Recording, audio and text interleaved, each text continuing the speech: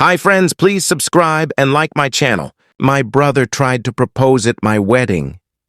I gave him the mic and then gave him what he deserved. I'm 30 million, and I got married 2 weeks ago to the love of my life, Emma. We've been together for 6 years. She's my best friend, my partner in everything, and the most grounded person I know. Our wedding was supposed to be the happiest day of our lives. And it was, until my brother tried to hijack it for himself. Let me rewind a bit. My brother, Jake, 28 million, is what I'd call a serial attention seeker. He's always needed to be the center of the room. Birthday party, he'd find a way to pull focus. Family dinner, he'd announce a new business scheme, none of which ever worked out, by the way. Even during our engagement party last year, he brought his then-girlfriend Amber uninvited and spent half the night talking about their future wedding in front of everyone. I should have seen it coming. The day of our wedding, everything was beautiful. The venue looked like a dream, a small garden ceremony followed by an outdoor reception with string lights, live music, and a catered buffet. Everyone we loved was there. Emma looked radiant. I felt like the luckiest man alive. The ceremony went off without a hitch. Vows, tears, applause. The reception started.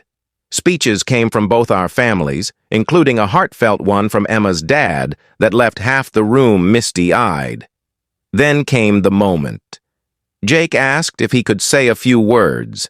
My first instinct was no, but he said it would be short, and he just wanted to say something as my brother. I figured, okay, maybe he'll say something sweet or even funny. I trusted him, like an idiot. He took the mic. He started off innocent enough, talking about how we used to wrestle in the yard as kids, how I was always the good one, and he was the wild one. Everyone laughed. Then he said, and speaking of love, it's so inspiring to see my brother find his person, and it's made me think a lot about my own future. That's why I want to do something special tonight. At that moment, I swear to God, I felt Emma tense up beside me. I looked over and saw Amber standing nearby with her hands over her mouth, like she was already crying. Jake turned to her, reached into his pocket, and pulled out a ring box. Amber, baby, I know this is unexpected, but I want to spend the rest of my life with you. Will you marry me? The crowd went silent. Then a few gasps. Then murmurs. Amber looked shocked, but then nodded, saying, yes. People started clapping. Not everyone, not Emma, not me, not my parents, who looked horrified. I was stunned, frozen. Then I looked over at my wife. She looked like she wanted to vanish into the ground. That's when I snapped out of it. I got up, took the mic from Jake, calmly so no one would freak out. And I said, thank you, Jake, for reminding us all exactly why Emma and I chose not to invite you to help plan this wedding. People laughed nervously. Jake's smile faltered. I'm glad Amber said yes, really. But this night isn't about you. It's not about your proposal. It's about the love Emma and I share, and the commitment we made. And I'd appreciate it if you'd take a step back and let us have the one day we asked to be ours. There was a pause. And then, applause. Real applause. Jake looked embarrassed. Amber pulled him aside. He walked off and didn't say another word to me that night. Afterward, a few family members told me I was too harsh, that I embarrassed him in front of everyone.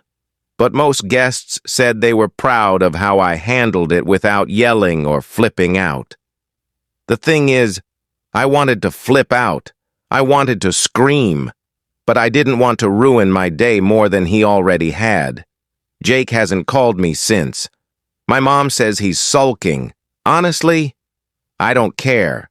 Emma and I spent our honeymoon in Greece, soaking up the sun and each other. We talked about it, of course.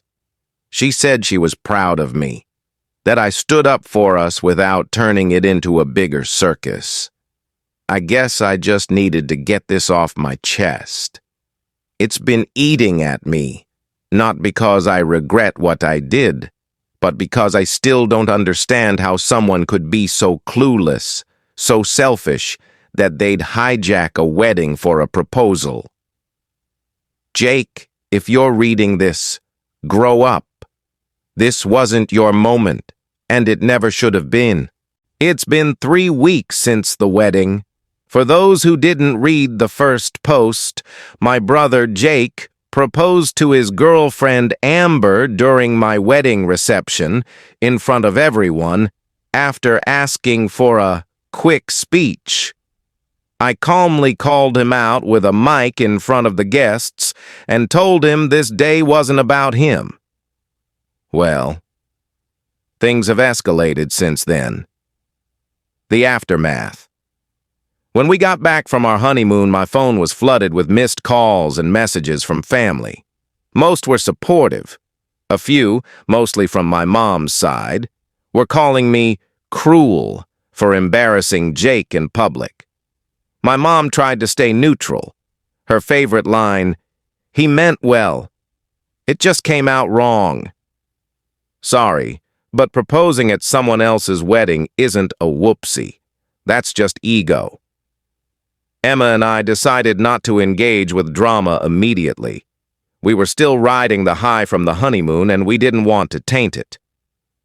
The family intervention. Last weekend, my parents invited us over for what they claimed was a small get-together with close family. We should have known better. We walked in and were greeted by a group of about 10 people, including Jake and Amber, sitting in the living room like it was an intervention. My mom gave me that be nice look. My dad stayed silent, sipping his tea like he wanted to evaporate. Jake opened with, "I just wanted to talk things out, man. You embarrassed me." My response, "You embarrassed yourself. I gave you the mic. You chose what to do with it." He scoffed. "I was caught up in the moment. I thought it'd be romantic." Emma, bless her patience, finally spoke up. "Jake, that moment was supposed to be ours. You didn't even ask. You just took it."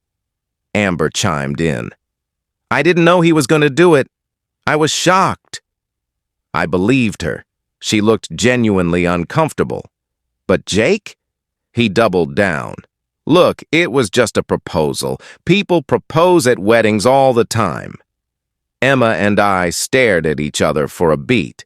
Then I said, "People propose with permission, in private, or on a different day. Not on someone else's wedding night after asking for a toast. You didn't just cross a line, you jumped over it and lit it on fire." He rolled his eyes. That's when my dad, who had been dead silent this whole time, finally spoke up. "Jake, sit down, shut up, and listen. You embarrassed this family. Not because of the proposal, but because you made it clear you think other people's moments are yours to hijack. You've done this for years. This was the last straw." The room went quiet. I'd never heard my dad talk to Jake like that before. Ever. Jake didn't say anything else. Amber looked at me and Emma and said softly, "I'm sorry." Then they left. A message. The next day. The next morning, I got a text from Jake. "I shouldn't have done it like that. You're right. I let my ego get in the way. I hope someday you can forgive me." It wasn't perfect, but it was a start. I haven't replied yet. Emma said it's my choice when and if I respond, and that she supports whatever I decide. Right now, I'm still letting things cool. Final thoughts. Weddings bring out the best and worst in people, I guess. I always knew Jake was unpredictable, but this was next level. To those of you who messaged after part 1, thanks. Your support meant more than I expected. And to anyone reading this who's thinking about proposing at someone else's wedding, don't. Just don't. Ask. Plan your own moment. Respect the one they're having. Because the memory you leave behind, it won't be love, it'll be resentment. It's been about a month since my wedding. For those who missed the first 2 parts, my brother Jake proposed to his girlfriend during my wedding reception. I took the mic back and called him out publicly, calmly but clearly. We had a tense family meeting where my dad, surprisingly, sided with me and told Jake to grow up. Jake later texted an apology. I never replied. Now I wasn't planning to post a final update until yesterday when I got a text from Amber. I thought you should know. Amber and I have never really been close. She's always been quiet at family events, kind of staying in the background while Jake did most of the talking and attention-seeking. Yesterday morning, I got a message from her out of nowhere. It said, "Hey, I know we've never been super close, but I wanted to reach out. Jake and I broke up. I thought you should know." It caught me off guard. She didn't owe me that information, but something told me there was more to it. I asked if she was okay. She replied, "I am now. I realized after everything at your wedding how much I was letting him walk all over me. That night opened my eyes." She told me she hadn't known about the proposal in advance. She really had been surprised. But what shocked her more was how Jake handled the fallout afterward. Apparently, after the wedding, Jake kept insisting I was the problem, that I blew it out of proportion, that I embarrassed him, and that everyone was being too sensitive. Amber said something clicked for her that week. He made your day about himself, and when you defended it, he made that your fault too. It's always like that with him.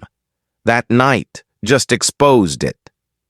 They'd had multiple arguments.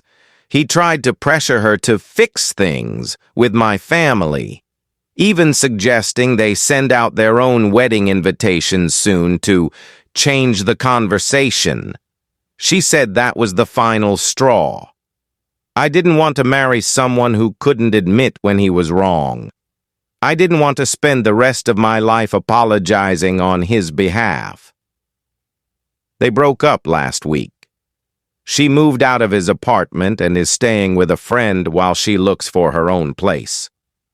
My response: I told her, sincerely, that I respected her honesty, that I was sorry she had to deal with the awkwardness, and that I wished her peace and clarity moving forward. She said, "Thanks. Honestly, this is the first time I've felt like I'm making a decision for me." Emma read the texts, too. She told me she always felt Amber was trapped under Jake's shadow. We both agreed. Good for her. It's never easy walking away from someone when you've already said yes to a ring. As for Jake, I still haven't replied to his apology. Not out of anger anymore, just distance.